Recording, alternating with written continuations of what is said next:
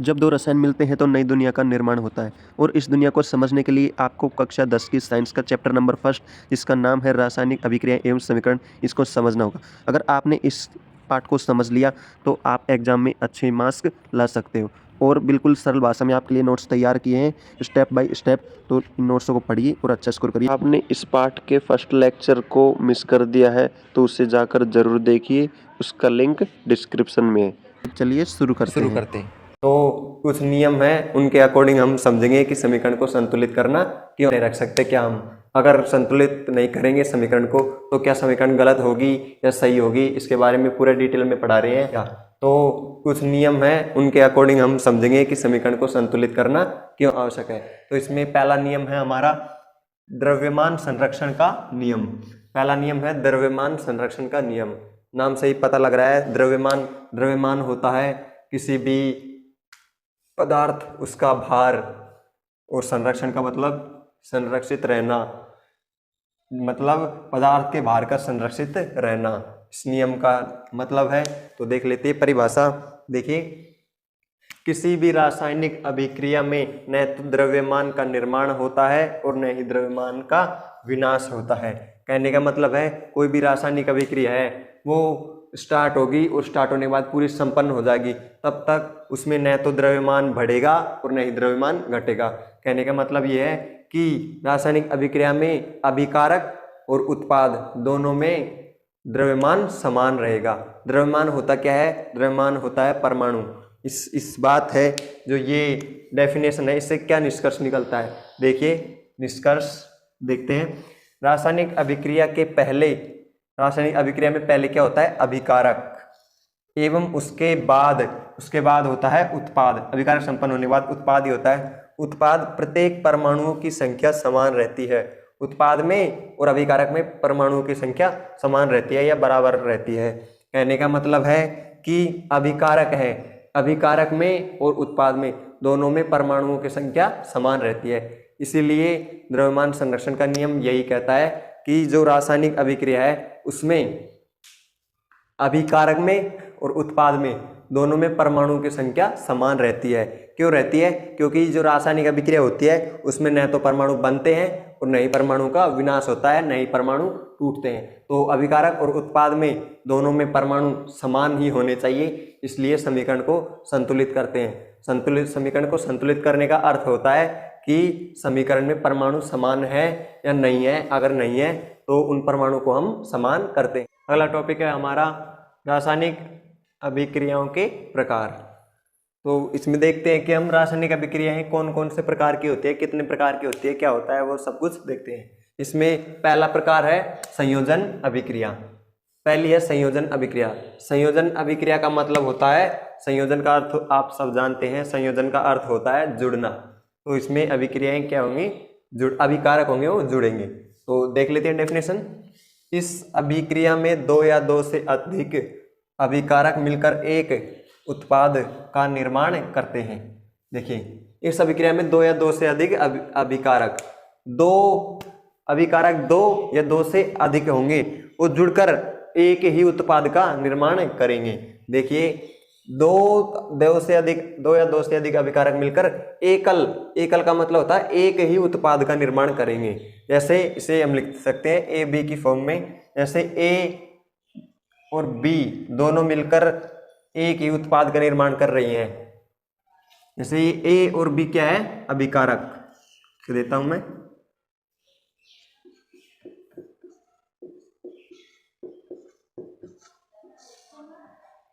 और यहां पर सी क्या है? उत्पाद। ए और बी दोनों मिलकर केवल एक ही उत्पाद का निर्माण कर रही हैं। संयोजन का अर्थ होता है जुड़ना, और जुड़ने से हम समझ सकते हैं कि दोनों अभिकारक जुड़कर केवल एक ही उत्पाद का निर्माण करेंगे। उदाहरण के द्वारा अच्छी तरह समझ लेते हैं। देखिए, कोयले का दहन, कोयले में कार्बन होता है, ये सब जानते हैं। और कार्बन तो इसे रासायनिक समीकरण के रूप में लिखते हैं। देखिए, C+O2। सी का अर्थ होता है कार्बन और O2 का अर्थ होता है O2 ऑक्सीजन गैस है वो, और CO2। तो दोनों अभिकारक मिलकर एक ही उत्पाद CO2 गैस का निर्माण कर रहे हैं। अगला है जल का निर्माण। H2 2s2 मतलब हाइड्रोजन और O2 ऑक्सीजन मिलकर एक ही उत्पाद जल का निर्माण कर रहे हैं। ये दोनों अभिकारक मिलकर एक ही उत्पाद का निर्माण कर रहे हैं। इसका मतलब यह अभिक्रिया है वो संयोजन अभिक्रिया है। इसमें हम साथ साथ देख लेते हैं, इसमें हम भौतिक अवस्थाओं को भी लिख लेते हैं। जो भी अभिक्रिया होगी उसमें हम भौतिक अवस्थाओं को भी इंक्लूड करते जाएंगे, तभी हमारी जो रासायनिक समीकरण होगी वो पूरी तरह सही होगी। अगर हम उसमें कुछ भी छोड़ देंगे तो हो सकता है एग्जामिनर उसको गलत कर दे, इसलिए हम सब कुछ सटीक लेते हुए चलेंगे। देखिए भौतिक अवस्थाएं लगाते इसमें मैंने पढ़ा दिया आपको, अगर आपको पता नहीं है तो देख लीजिए हमारे चैनल पर आकर। देखिए कोयले का दहन, कोयला कार्बन जल के जलने से कोयला बनता है। कार्बन एक सॉलिड पदार्थ होता है, तो सॉलिड अर्थात ठोस को हम एस से लिखते हैं। O2 एक गैस होती है, सभी जानते हैं, इसे हम G से लिखेंगे। और CO2 भी एक गैस है, इसे भी हम G से ही लिखेंगे। अगला है जल का निर्माण। जल का निर्माण में देखिए 2s2 प्लस O2 S2 आप सब जानते हो हाइड्रोजन गैस।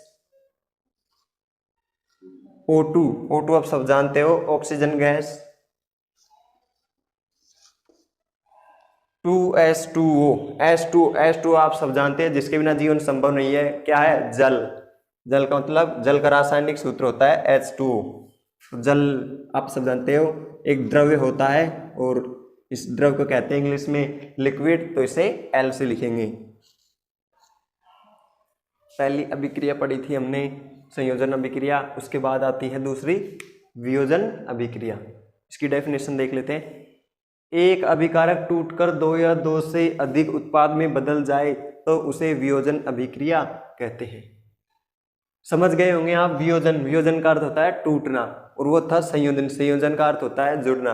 दोनों एक दूसरे की विपरीत अभिक्रियाएं हैं। इसमें क्या होता है, एक अभिकारक टूटकर दो या दो से अधिक उत्पाद में बदल जाए। ये अभिकारक टूटकर दो या दो से भी अधिक उत्पाद में बदल गया। इस प्रकार से लिख सकते हैं हम, इसको वियोजन अभिक्रिया कहते हैं। अर्थात अभिकारक तो होगा एक और वो उत्पाद में कई उत्पाद में बदल सकता है। इसका अर्थ ये ही है। एक अभिकारक टूटकर दो या दो से अधिक उत्पाद में बदल जाए तो वहां पर वियोजन अभिक्रिया होगी। बिल्कुल संयोजन अभिक्रिया का बिल्कुल उल्टा है। संयोजन अभिक्रिया में क्या था? संयोजन अभिक्रिया में दो या दो से अधिक अभिकारक मिलकर एक ही उत्पाद का निर्माण कर रहे थे और यहाँ पर एक अभिकारक टूटकर दो या दो से अधिक उत्पाद में बदल रहा है। तो वियोजन अभिक्रिया में ऐसा होता है। और वियोजन अभिक्रिया भी कई प्रकार की होती है। ऊष्मीय वियोजन, मतलब ऊष्मीय वियोजन का अर्थ है ऊष्मा के द्वारा टूटना। वैद्युत वियोजन का अर्थ है वैद्युत के द्वारा टूटना। और प्रकाशीय वियोजन का अर्थ होता है प्रकाश प्रवाहित कराने पर, अर्थात प्रकाश में रखने या प्रकाश देने पर जो वियोजन होता है उसे प्रकाशीय वियोजन कहते हैं। तीनों को हम अभी डिटेल में पढ़ेंगे। देखिए तो वियोजन अभिक्रिया आपको बताई थी 3 प्रकार की है। उसमें देखिए पहली थी ऊष्मीय वियोजन। आप जानते हैं ऊष्मीय वियोजन का अर्थ होता है ऊष्मा के द्वारा वियोजन किया गया। डेफिनेशन देखते हैं। अभिकारक का ऊष्मा का अर्थ होता है गर्मी द्वारा किया गया वियोजन ऊष्मीय वियोजन कहलाता है। कोई अभिकारक है, अगर अभिकारक को हम ऊष्मा देते हैं, ऊष्मा देने के कारण अगर उसका वियोजन होता है तो वहां पर ऊष्मीय वियोजन कहलाता है। उदाहरण के द्वारा अच्छी तरह समझते हैं। CaCO3 को जब ऊष्मा देंगे तो वो CaO प्लस CO2 में कन्वर्ट हो जाएगी। अगला है वैद्युत वियोजन का अर्थ है वैद्युत धारा प्रवाहित कराने पर अगर किसी अभिकारक का वियोजन होता है तो वहां पर वैद्युत वियोजन कहलाता है। डेफिनेशन देखते हैं। विद्युत धारा के प्रवाहित होने के कारण होने वाला वियोजन, अर्थात विद्युत धारा प्रवाहित कराने पर वियोजन हो रहा है तो वहां पर वैद्युत वियोजन कहलाता है। उदाहरण के द्वारा अच्छी तरह समझते हैं। 2s2 विद्युत धारा प्रवाहित कराई तो H2 प्लस O2, अर्थात जल में अगर हम वैद्युत धारा प्रवाहित कराएंगे तो हाइड्रोजन और ऑक्सीजन गैसें रिलीज होंगी। अगला है प्रकाशीय वियोजन, अर्थात प्रकाश, सूर्य का प्रकाश देने के कारण किसी अभिकारक को अगर हम सूर्य का प्रकाश देंगे और उसका वियोजन हो गया तो अर्थात वहां पर ऊष्मीय वियोजन होगा। जैसे डेफिनेशन देखते हैं। सूर्य के प्रकाश की उपस्थिति में होने वाला वियोजन, अर्थात सूर्य के प्रकाश से अगर कोई अभिकारक का वियोजन हो रहा है तो वहां पर प्रकाशीय वियोजन होगा। उदाहरण देखते हैं, AgCl सूर्य के प्रकाश में रखेंगे तो Ag 2Ag + 2Cl में बदल जाएगा। स्टार, बिल्कुल इंपॉर्टेंट बात जो परीक्षा में हमेशा पूछी जाती है, इस अभिक्रिया का उपयोग श्याम श्वेत फोटोग्राफी में किया जाता है। अर्थात ये जो अभिक्रिया है 2AgCl और सूर्य का प्रकाश 2Ag + 2Cl, इस अभिक्रिया के द्वारा श्याम श्वेत फोटोग्राफी की जाती है। अर्थात इस अभिक्रिया का उपयोग ब्लैक एंड व्हाइट फोटोकॉपी करने में किया जाता है। ये पूछा जाता है अक्सर, ऐसे क्वेश्चन ऐसे आता है कि किस अभिक्रिया का उपयोग श्याम श्वेत फोटोग्राफी करने में किया जाता है। अभिक्रिया, पूरी अभिक्रिया पूछता है, इसलिए इसको नोट लगा लेना और बहुत ही इंपॉर्टेंट अभिक्रिया है ये। अगली अभिक्रिया है हमारी विस्थापन अभिक्रिया। देखते हैं, इसमें विस्थापन का अर्थ होता है एक स्थान से दूसरे स्थान पर विस्थापित होना। तो डेफिनेशन के द्वारा अच्छी तरह समझ लेते हैं। इस अभिक्रिया में अधिक क्रियाशील तत्व कम क्रियाशील तत्व को उसके स्थान से विस्थापित कर देता है। अर्थात जो अधिक क्रियाशील तत्व होगा वो कम क्रियाशील तत्व को उसके स्थान से हटा देगा और उसकी जगह खुद चला जाएगा, और वो दूसरा तत्व है वो आगे जाके अलग हो जाएगा। देखा, उदाहरण के द्वारा अच्छी तरह समझते हैं। Fe जो होता है लोहा, लिख देता हूं मैं। CuSO4 होता है कॉपर सल्फेट। FeSO4 होता है लोहे का सल्फेट। CuC होता है कॉपर। देखते हैं, यहाँ पर Fe है लोहा, और लोहा है वो अधिक क्रियाशील तत्व है। याद रखना बिल्कुल, लोहा अधिक क्रियाशील तत्व है, कॉपर की बजाय लोहा अधिक क्रियाशील तत्व है। तो अधिक क्रियाशील तत्व, और यहाँ पर Cu जो कॉपर है वो कम क्रियाशील तत्व है। तो अधिक क्रियाशील तत्व कम क्रियाशील तत्व को उसके स्थान से विस्थापित कर देता है। यही है ना डेफिनेशन, जो अधिक क्रियाशील तत्व कम क्रियाशील तत्व को उसके स्थान से विस्थापित कर देगा। अर्थात यहाँ पर जो लोहा है वो कॉपर को यहाँ से विस्थापित कर देगा। देखिए यहाँ पर अगली है हमारी द्विविस्थापन अभिक्रिया। विस्थापन अभिक्रिया हमने पढ़ ली थी, उसमें एक अभिकारक एक स्थान से दूसरे स्थान पर विस्थापित हो रहा था, और इसमें है द्विविस्थापन अभिक्रिया। इसमें दो अभिकारक एक स्थान से दूसरे स्थान पर विस्थापित होंगे। तो डेफिनेशन देखते हैं। इस अभिक्रिया में उत्पादों का निर्माण दो यौगिकों के बीच आयनों के आदान प्रदान से होगा। कहने का मतलब ये है कि इस अभिक्रिया में जो उत्पाद है, उत्पादों का जो निर्माण होगा वो दो आयनों के मध्य आदान प्रदान से होगा। अर्थात जो दो आयन है जब आपस में आदान प्रदान करेंगे तो वहां पर द्विविस्थापन अभिक्रिया होगी। उदाहरण से अच्छी तरह समझते हैं। देखिए, Na2SO4 + BaCl2 = BaSO4 + 2NaCl। यहाँ पर सोडियम के साथ सल्फेट का आयन जुड़ा हुआ है, और यहाँ पर बेरिलियम के साथ क्लोराइड का आयन जुड़ा हुआ है। ये आयन यहाँ पर आकर दोनों ही विस्थापित हो गए एक दूसरे से। देखिए, यहाँ पर सल्फेट के साथ जुड़ा है सोडियम आयन, और यहाँ पर सल्फेट के साथ बेरिलियम जुड़ चुका है। क्योंकि ये Na है वो अधिक क्रियाशील तत्व है, और जो Ba है वो कम क्रियाशील तत्व है, इसलिए इसने इसको इसके स्थान से विस्थापित कर दिया है।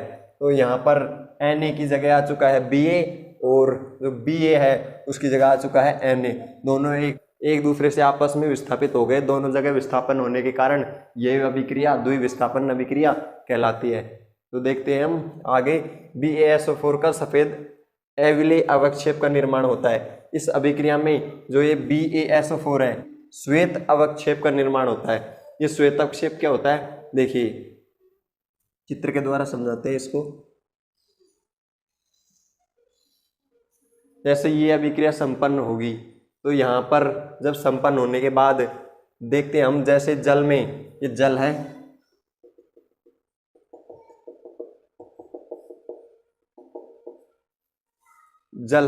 जल में ये BaSO4 का जो सफेद अवक्षेप है जो अविलेय रहता है।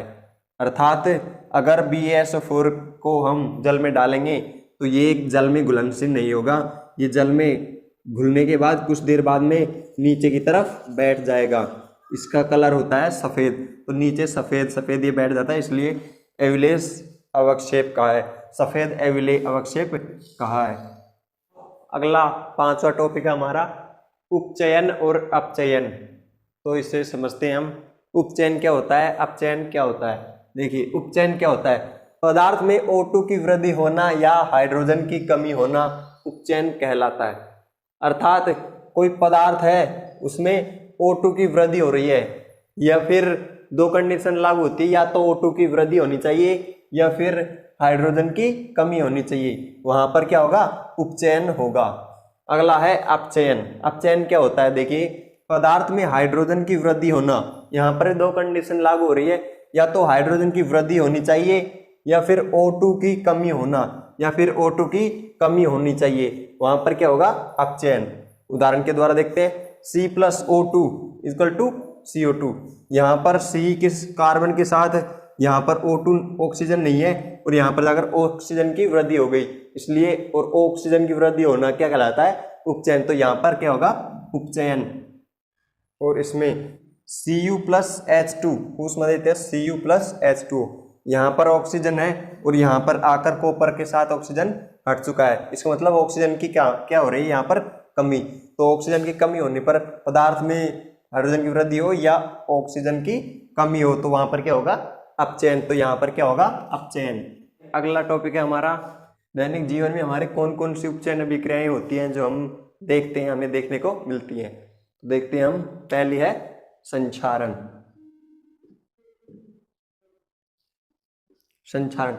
संक्षारण का अर्थ होता है संचारित होना या फिर धीरे धीरे करके टूटना। परिभाषा के द्वारा अच्छी तरह समझते हैं।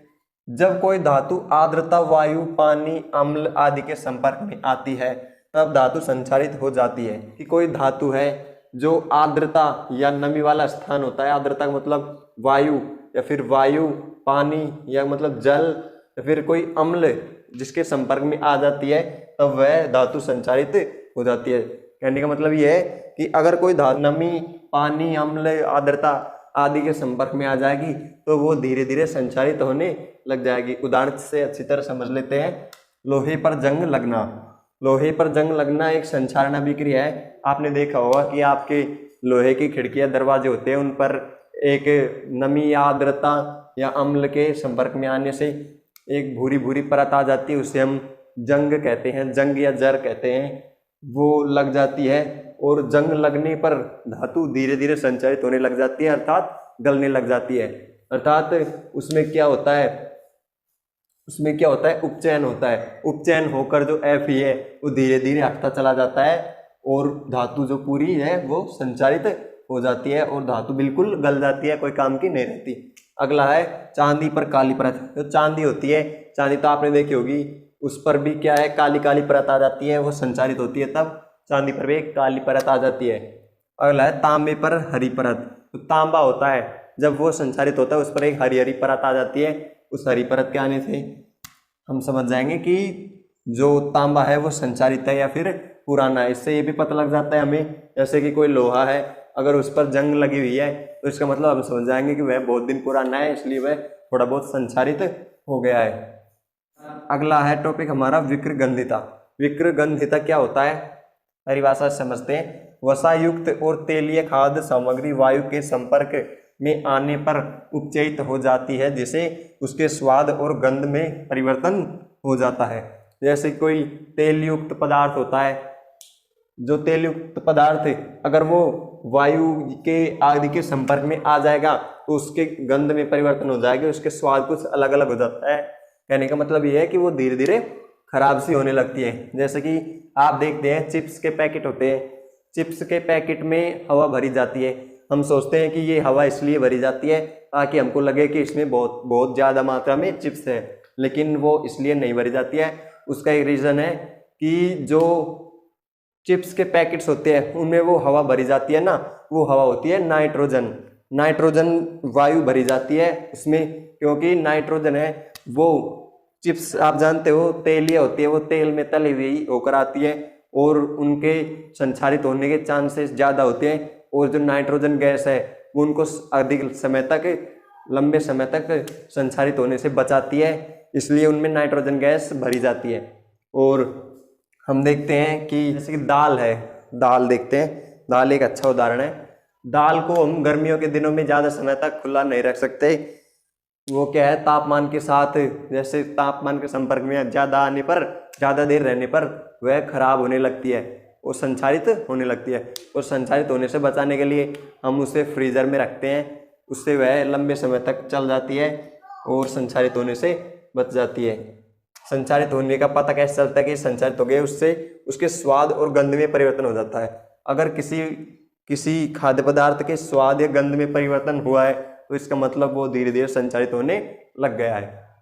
तो अगला टॉपिक है हमारा रासायनिक अभिक्रिया के प्रकार। रासायनिक अभिक्रिया कितने प्रकार की होती है, और ब्रैकेट में तापमान के आधार पर। तो तापमान के आधार पर रासायनिक अभिक्रिया कितने प्रकार की होती है? 2 प्रकार की होती हैं। तो पहली है ऊष्माक्षेपी अभिक्रिया। ऊष्माक्षेपी का मतलब है जैसे कि अभिक्रिया हो रही है, अभिक्रिया होने पर, अभिक्रिया संपन्न होने पर ऊष्मा भी निकले या ऊष्मा रिलीज हो तो वो ऊष्माक्षेपी अभिक्रिया कहलाती है। डेफिनेशन से अच्छी तरह देखते हैं।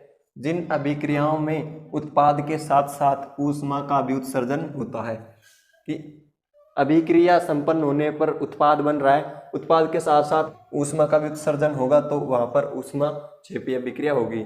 उदाहरण देखते हैं, प्राकृतिक गैस का दहन, CH4 + O2 = CO2 + H2O + ऊष्मा। जैसे देखो, जैसे अभिक्रिया मीथेन की अभिक्रिया जब O2 के साथ करवाएंगे, मतलब कि प्राकृतिक गैस है, उसकी अभिक्रिया ऑक्सीजन की उपस्थिति में कराएंगे तो CO2 गैस, जल और ऊष्मा बनेगी। तो एक बात यहाँ पर ध्यान रखनी है, जो सभी गलती करते हैं। देखिए यहाँ पर लिखा है मैंने G, आप जानते होंगे कि जो H2 है वो तो एक लिक्विड पदार्थ होता है, फिर भी मैंने G लिखा है यहाँ पर।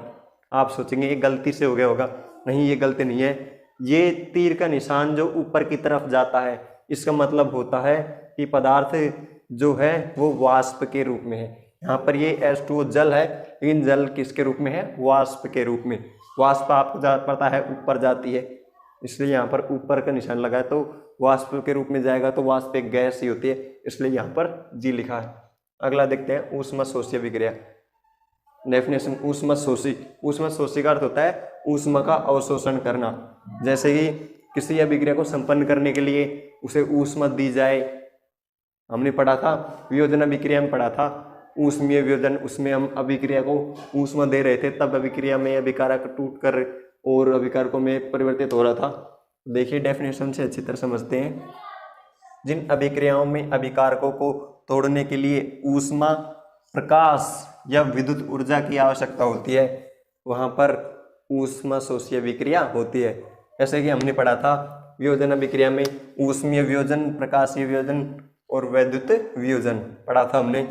ये ऊष्माशोषी जो अभिक्रिया है वो वियोजन अभिक्रिया का ही उदाहरण है।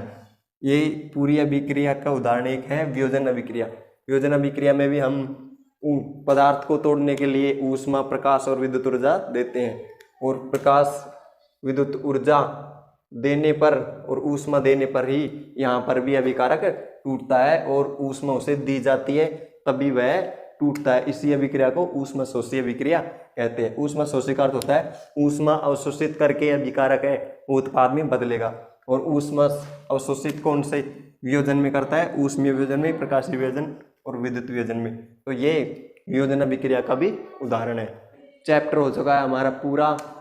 कल अगली क्लास में पढ़ाएंगे हम पाठ 2 जिसका नाम है अम्ल, क्षार एवं लवण।